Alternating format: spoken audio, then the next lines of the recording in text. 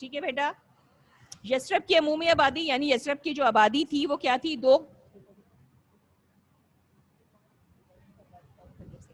وہ دو قبائل پر مشتمل تھی. ان قبائل کے نام کیا تھے؟ ایک قبیلے کا نام تھا اوس اور ایک قبیلے کا نام تھا خزرج.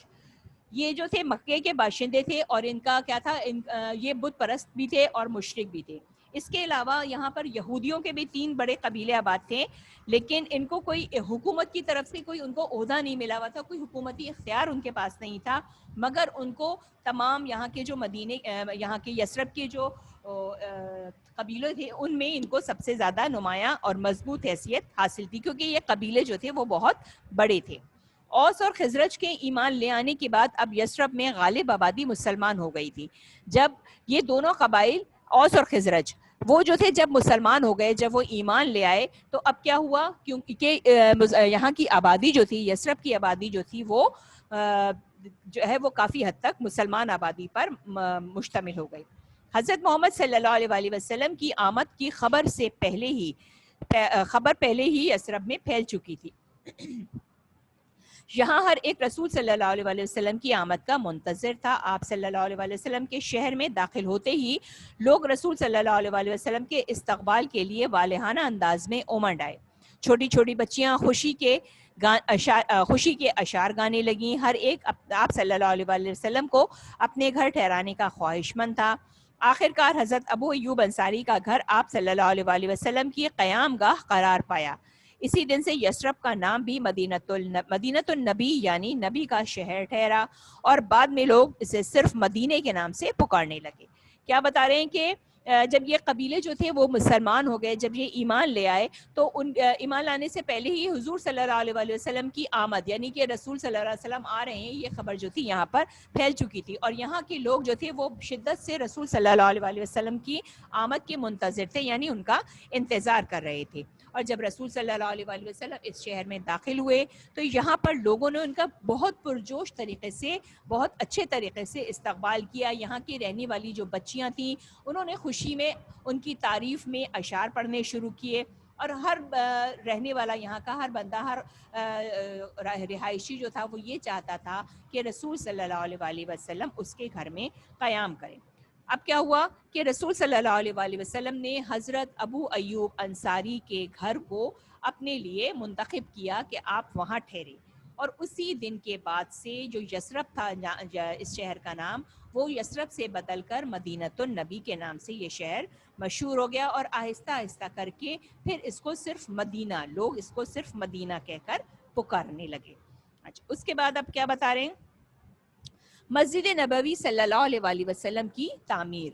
مدینہ آمد کے بعد رسول صلی اللہ علیہ وآلہ وسلم نے سب سے پہلا کام ایک مسجد کی تعمیر کا کیا. جب رسول صلی اللہ علیہ وآلہ وسلم مدینہ میں تشریف لے آئے تو یہاں آنے کے بعد ان کا سب سے پہلا کام کیا تھا کہ انہوں نے ایک مسجد کی تعمیر کی، اور اس عظیم مقصد کے لیے زمین 2 یتیم بچوں سے خریدی گئی. اس مسجد کی تعمیر کے لیے جو زمین منتخب کی گئی وہ 2 یتیم بچوں کی زمین تھی. پہلے زمین کو ہموار کیا گیا، پھر کچی اینٹوں کی دیواریں اور کھجور کے درختوں کے ستون کھڑے کیے گئے اور کھجور کے پتوں کی چھت ڈالی گئی. اس مسجد کو سب نے مل کر تعمیر کیا. صحابہ رضی اللہ تعالیٰ عنہ پتھر اٹھا اٹھا کر لاتے اور ایمان افروز اشعار گاتے جاتے. رسول صلی اللہ علیہ وآلہ وسلم خود اس کام میں صحابہ کے ساتھ شریک تھے. مسجد بن کر مکمل ہوئی تو سادگی اور وقار کا پیکر تھی. آپ صلی اللہ علیہ وآلہ وسلم کے اہل خانہ بھی مکہ سے ہجرت کر کے مدینہ آ گئے. ان کے رہنے کے لیے رسول صلی اللہ علیہ وآلہ وسلم نے مسجد نبوی سے متصل چھوٹے چھوٹے کمرے تعمیر کروائے، اور پھر آپ صلی اللہ علیہ وآلہ وسلم حضرت ابو ایوب انصاری کے گھر سے ان حجروں میں منتقل ہو گئے. اب کیا ہوا کہ جب رسول صلی اللہ علیہ وسلم مدینہ آئے تو انہوں نے سب سے پہلا کام کیا کہ ایک مسجد کو تعمیر کیا، اور اس مسجد کے لیے 2 یتیم بچوں کی سے زمین کو خریدا گیا اور زمین پر ایک مسجد تعمیر کی گئی. اور اس مسجد کی تعمیر میں رسول صلی اللہ علیہ وآلہ وسلم نے بھی صحابہ کے ساتھ مل کر کام کیا. اور جب یہ مسجد تیار ہو گئی تو بہت ہی خوبصورت اور سادگی اور وقار کا وہ پیکر تھی. جب آپ صلی اللہ علیہ وآلہ وسلم کے اہل خانہ ہجرت کر کے آئے تو آپ نے کیا کیا کہ رسول صلی اللہ علیہ وسلم نے جو مسجد تعمیر کروائی تھی اس سے متصل، اس سے ملے ہوئے چھوٹے چھوٹے حجرے بنوائے، اور چھوٹے چھوٹے حجرے جب تعمیر ہو گئے تو آپ صلی اللہ علیہ وسلم اور ان کے اہل خانہ جو تھے وہ ان حجروں میں جو ہے وہ منتقل ہو گئے۔ مسجد مسلمانوں کی اجتماعیت کا ایک مرکز تھی، یہاں دن میں 5 بار تمام مسلمان نماز کی ادائیگی کے لیے جمع ہوتے، یہی مسلمانوں کی تعلیم و تربیت کا مرکز تھی اور یہی رسول صلی اللہ علیہ وسلم کی قیام گاہ تھی۔ کیا تھا یہ مسجد؟ جو کیا ہے، مسجد ایک اجتماع کی جگہ ہے جہاں پر دن میں لوگ 5 مرتبہ نماز پڑھنے کے لیے اکٹھا ہوتے ہیں اور یہاں پر اپنی نمازوں کو ادا کرتے ہیں۔ اس کے علاوہ یہاں پر لوگ بیٹھ کر رسول صلی اللہ علیہ وسلم سے اپنی تعلیم اور تربیت بھی لیا کرتے تھے، اپنے مسائل بھی پوچھا کرتے تھے، اور رسول صلی اللہ علیہ وسلم کی جو تھی یہاں پر قیام گاہ بھی تھی۔ آپ صلی اللہ علیہ وسلم یہی مقدمات سنتے اور فیصلے فرماتے، یہی آپ صلی اللہ علیہ وسلم صحابہ سے مشورہ کرتے اور حکومتی فیصلے بھی کیے جاتے۔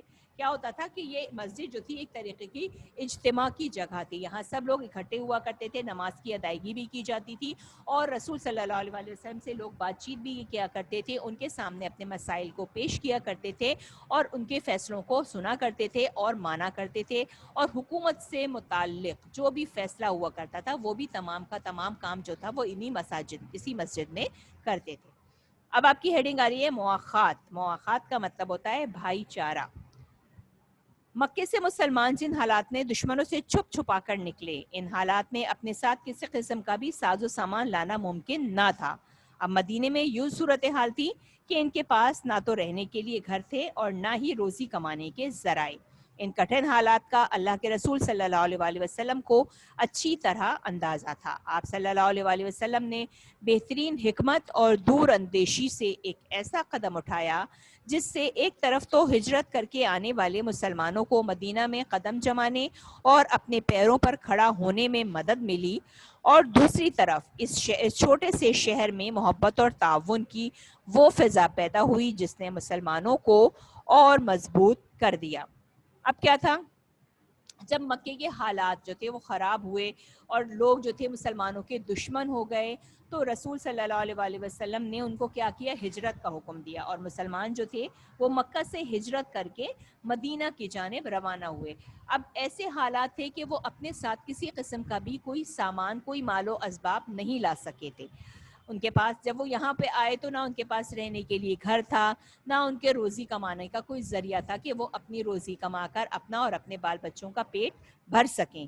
ان تمام حالات کا رسول صلی اللہ علیہ وسلم کو ظاہر سی باتیں پہلے سے اندازہ تھا، اور اس کے بعد کیا ہوا کہ انہوں نے ایک ایسا قدم اٹھایا کہ جس نے وہاں سے مکے سے ہجرت کر کے آنے والے مسلمانوں کو مضبوط کر دیا۔ یعنی انہوں نے کیا کیا، رسول صلی اللہ علیہ وسلم نے مدینے کے انصاری، مدینے میں جو رہنے والے تھے ان کو انصاری کہتے ہیں، اور جو مکے سے ہجرت کر کے آئے تھے، جو مکے سے مدینہ آئے تھے، وہ مہاجر کہلاتے ہیں، یعنی ایک انصار تھے اور ایک مہاجر تھے۔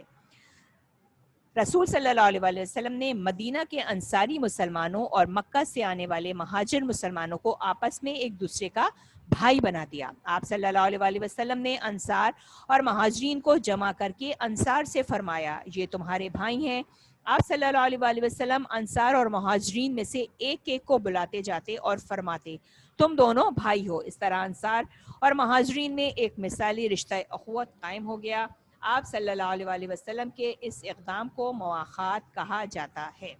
اب کیا ہوا، جب رسول صلی اللہ علیہ وسلم نے مکے سے آنے والے لوگوں کا یہ حال دیکھا تو انہوں نے بہت ہی عقل مندانہ، دور اندیشانہ فیصلہ کیا کہ مدینے کے رہنے والے ایک بندے کو مکے سے آنے والے ایک بندے کا بھائی بنا دیا۔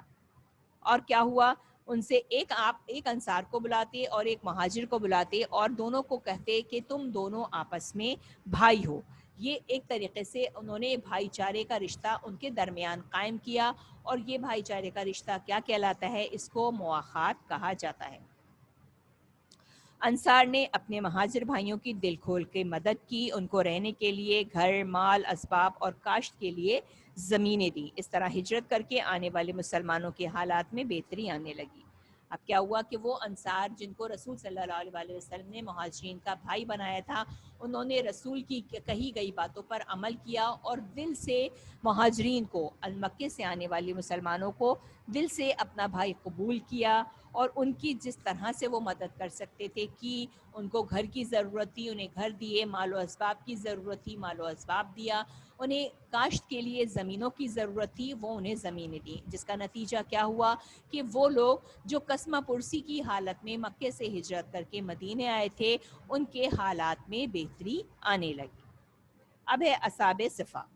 مکے سے آنے والے بہت سے مسلمان ایسے بھی تھے جن کا کوئی گھر بار اور اہل و عیال نہ تھے، انہوں نے خود کو دین سیکھنے کے لیے وقف کر دیا تھا۔ رسول صلی اللہ علیہ وسلم نے ان کے لیے مسجد نبوی سے متصل ایک چبوترا بنوا دیا، یہ مسلمان اسی چبوترے پر رہنے لگے، انہیں دوسرے مسلمانوں کی نسبت اللہ کے رسول صلی اللہ علیہ وسلم سے دین سیکھنے کے زیادہ مواقع میسر تھے۔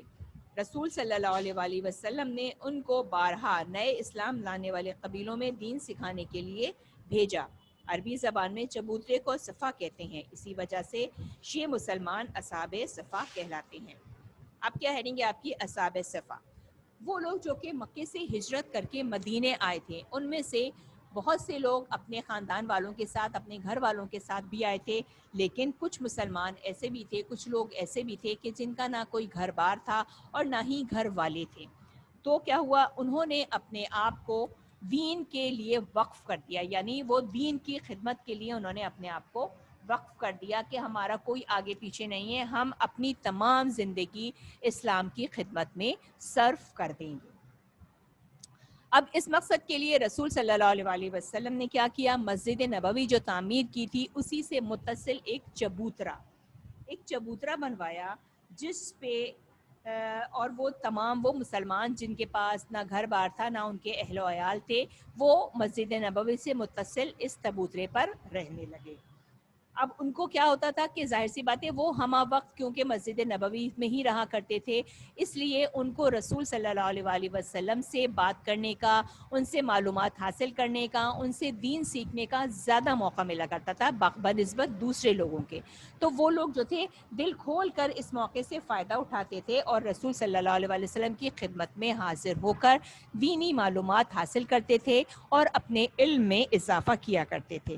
رسول صلی اللہ علیہ وسلم نے کیا کہا ان لوگوں کو کہ وہ لوگ جو کہ نئے دین اسلام کو قبول کرنے والے تھے، وہ قبیلے جو کہ نئے سرے سے دین کو قبول کر رہے تھے، جو کسی اور قبیلے سے تعلق رکھتے تھے اور آہستہ آہستہ کر کے دینی باتوں کو سمجھتے ہوئے، سوچتے ہوئے، سنتے ہوئے مسلمان ہو رہے تھے، تو رسول صلی اللہ علیہ وسلم نے ان لوگوں کو اسلام، جو نئے اسلام لانے والوں کے لیے دین سکھانے کے لیے ان کو ان کی طرف روانہ کیا۔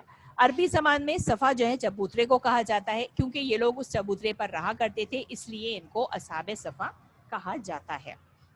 اب آگے آپ کا مدینے کے یہودی۔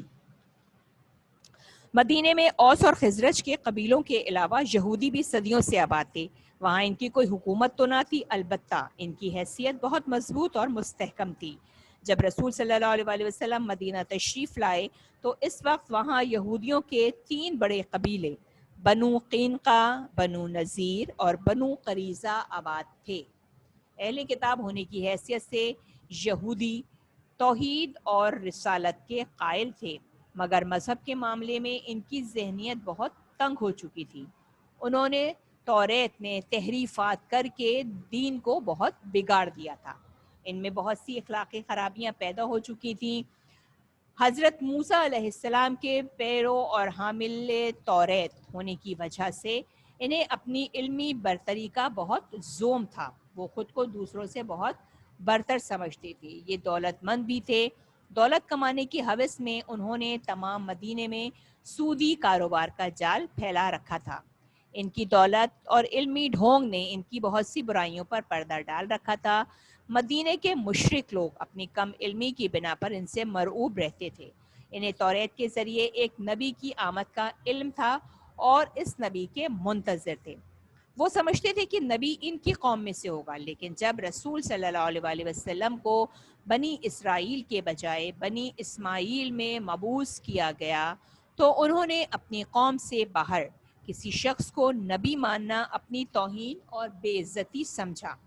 وہ پہلے دن ہی سے اسلام کے مخالف ہو گئے. ڈھکی چھپی یہ مخالفت بعد میں کھلی دشمنی میں سامنے آئی. اب کیا تھا مدینے میں جیسے اوس اور خزرج کے قبیلے تھے, اس کے علاوہ یہودی بھی یہاں پر آباد تھے, اور یہاں پر یہودیوں کے 3 بڑے قبیلے تھے. کون سے؟ بنو قینقاع, بنو نذیر اور بنو قریظہ. یہ لوگ جو تھے وہ اہل کتاب تو تھے. یہودی کون تھے؟ وہ لوگ جو کہ جو کہ حضرت موسیٰ علیہ السلام کے ماننے والے تھے. انہوں نے کیا کیا تھا کہ وہ توحید اور رسالت کو مانتے تھے, مگر انہوں نے اللہ کی طرف سے بھیجی ہوئی کتاب توریت میں اپنی مرضی کے مطابق رد و بدل کر لیا تھا. جو چیزیں وہ اپنے لیے سمجھتے تھے کہ صحیح ہیں وہ اس میں انہوں نے رہنے دی, اور جو ان کو سمجھتے تھے کہ ہم نہیں کر سکتے یا ان پر عمل کرنا مشکل ہوگا, ان چیزوں کو انہوں نے اس کتاب سے نکال دیا تھا. اب کیا تھا کہ وہ دوسروں کے مقابلے میں اپنے آپ کو برتر سمجھتے تھے. ان کے پاس علم کی دولت تھی, لیکن وہ اس علم کو صحیح طریقے سے استعمال نہیں کرتے تھے, بلکہ انہوں نے اپنی اس علمی برتری کی وجہ سے وہ لوگ جو تھے وہاں کے مدینے کے جو اور باقی لوگ تھے وہ ان سے بہت مروب ہوتے تھے, ان کے روب میں رہا کرتے تھے. اب ان کی جو کتاب توریت تھی اس کے ذریعے انہیں اس بات کا بھی علم تھا کہ ایک نبی آنے والا ہے, ایک نبی کی آمد ہونے والی ہے, اور ان کے ذہن میں یہ بات تھی کہ وہ نبی جو ہے وہ ان کی قوم میں سے ہوگا, یعنی بنی اسرائیل میں سے. لیکن کیا ہوا کہ اللہ تعالیٰ نے حضرت محمد صلی اللہ علیہ وسلم کو بنی اسرائیل سے نہیں بلکہ بنی اسماعیل سے مبعوث کیا, یعنی بنی اسماعیل سے نبی بنا کر بھیجا. اب جب ان لوگوں نے یہ دیکھا تو ان کو یہ چیز جو تھی اپنے لیے انہوں نے اس بات کو اپنے لیے بہت زیادہ بے عزتی محسوس کی, اپنی توہین اس چیز کو دیکھ کر محسوس کی. مخالف تو تھے ہی وہ پہلے سے ہی, لیکن پھر کیا ہوا کہ جب یہ رسول صلی اللہ علیہ وسلم کی آمد ہوئی تو یہ چھپی ہوئی مخالفت جو تھی, جو کہ وہ چھوٹی چھوٹی سازشیں کرتے رہا کرتے تھے, لوگوں کو پتہ نہیں چلتا کہ سازش کس کی طرف سے ہو رہی ہے, تو وہ سازشیں, وہ مخالفت جو تھی وہ اب سر عام کرنے لگے تھے. وہ کھلے طریقے سے لوگوں کی مخالفت کرنے لگے تھے. میثاق مدینہ, یہ میثاق مدینہ جو ہے وہ کیا ہے؟ یہ ایک معاہدہ ہے. یہودیوں کی ذہنیت کو سامنے رکھتے ہوئے رسول صلی اللہ علیہ وسلم نے مدینے کے یہودی قبائل سے ایک معاہدہ کیا. اس معاہدے کو میثاق مدینہ کا نام دیا گیا. یہ معاہدہ مدینے آمد کے 2.5 ماہ کے اندر کیا گیا. دور جاہلیت کے اس قبائلی نظام کے ہوتے ہوئے رسول صلی اللہ علیہ وسلم نے اپنی خداداد بصیرت سے ایسا معاہدہ طے فرمایا جو دنیا کا سب سے پہلا تحریری آئین قرار پایا. میثاق مدینہ کی اہم دفعات یہ تھی. رسول صلی اللہ علیہ وسلم کو کیونکہ یہودیوں کی ذہنیت کا اندازہ تھا, اس لیے انہوں نے کیا کیا کہ انہوں نے ایک معاہدہ کیا. اس معاہدے میں انہوں نے بہت سی شرائط رکھیں, اور اس شرائط کو اس طرح سے جو ہے وہ تحریری طور پر بھی لکھا گیا کہ جو کہ دونوں کے لیے فائدہ مند تھی. ٹھیک ہے, اب اس میں آپ دیکھیں یہ شرائط کو پڑھیے گا, یہ پڑھ کے آپ کو سمجھ میں آ جائے گا. اب آگے کا جو آپ کا چیپٹر ہے یہ کوئی اتنا بڑا نہیں ہے, اس کو مزید جو آپ کا آگے رہ گیا ہے چیپٹر, آپ اس کو اچھی طرح سے ریڈ کر لیجئے گا. جو چیز سمجھ میں نہیں آئے گی وہ میں آپ کو سمجھا دوں گی. اب آپ کا جو پریویس ورک ہے منتھ آف جولائی کا, وہ آپ کو سینڈ کیا جا چکا ہے. منتھ آف جولائی کا سارا کام آپ کو کمپلیٹ کرنے کے بعد پھر آپ منتھ آف اگست کی ہیڈنگ ڈالیں گے. منتھ آف اگست میں جو بھی کام کرنا ہے وہ میں آپ کو ابھی PDF کر دوں گی. جتنا کام کرنا ہے اتنا میں آپ کو بتا دوں گی. اب یہ کام بالکل اچھی اور صاف رائٹنگ میں ہونا چاہیے. دعا ہے, حدیث ہے, جو کچھ بھی ہے وہ آپ کو عربی نہیں لکھنی, آپ صرف اس کی ہیڈنگ ڈالیں گے, اور ہیڈنگ ڈالنے کے بعد صرف اس کا ترجمہ لکھیں گے. سب سے پہلے جو کہ آپ یہ دیکھ رہے ہیں کہ آپ کا جو ہے اس کا منتھ آف اگست کی, سب سے پہلے آپ نے منتھ آف اگست کی ہیڈنگ ڈال لی, اور پھر اس میں آپ کا آ جاتا ہے سب سے پہلے 5واں کلمہ. اب آپ کو کلمہ نہیں لکھنا بلکہ آپ ہیڈنگ ڈالیں گے 5واں کلمہ اور لکھیں گے ترجمہ. اس کا ترجمہ لکھنے کے بعد پھر آپ ہیڈنگ ڈالیں گے درود ابراہیمی. درود ابراہیمی کا ترجمہ میں آپ کو بھیج دوں گی. اس کے بعد آپ اسماء الحسنہ کی ہیڈنگ ڈالیں گے. یہ آپ کے پاس سب سلیبس بک میں بھی موجود ہیں, لیکن میں آپ کو سب PDF بھی کر دوں گی. ٹھیک ہے, اس کے بعد پھر آپ کا آ جاتا ہے مسنون دعا. اب یہ دیکھیں کہ ایک پیج پر آپ 2 سے زیادہ کام نہیں کریں گے, کیونکہ 2 سے زیادہ کام کریں گے تو پھر وہ جو ہے وہ صاف ستھرا نہیں لگتا. کام صاف ستھرا اور اچھی رائٹنگ میں کیجیے گا. اس کے بعد اذان کی دعا کا ترجمہ, پھر آپ ہیڈنگ ڈالیں گے انبیاء کرام علیہ السلام, ان کے نام سیریل سے لکھیں گے. یہ تمام کام کرنے کے بعد پھر آپ چیپٹر کا نام لکھیں گے اسلامی ریاست کا قیام, اور اس سے ریلیٹڈ جو بھی کام ہوگا اس کی لسٹ بنائیں گے. اور پھر جب میں آپ کو چیپٹر کا کام سینڈ کروں گی, جب آپ چیپٹر کا کام کریں گے, ابھی فی الحال آپ کو یہ اتنا ہی کام کرنا ہے جو کہ آپ کو میں بتا رہی ہوں. سب سے پہلے 5ویں کلمے کا ترجمہ, پھر درود ابراہیمی کا ترجمہ, اسماء الحسنہ اور اس کے تراجم, مسنون دعا یعنی اذان کے بعد کی دعا کا ترجمہ, انبیاء کرام علیہ السلام کے نام. یہ تمام کام ابھی آپ کو کرنا ہے. آج کا آپ کا ہوم ورک یہ ہے, میں بھی آپ کو PDF سینڈ کر دوں گی, اسی حساب سے کام کیجیے گا اچھی اور صاف رائٹنگ میں. ٹھیک ہے بیٹا؟ اب آپ بتائیے, آپ کو اگر کسی کو کچھ پوچھنا ہے تو مجھے بتا دیجیے, کچھ کوشچن کرنا ہے اس چیز سے ریلیٹڈ تو مجھے بتائیے. جی بیٹا.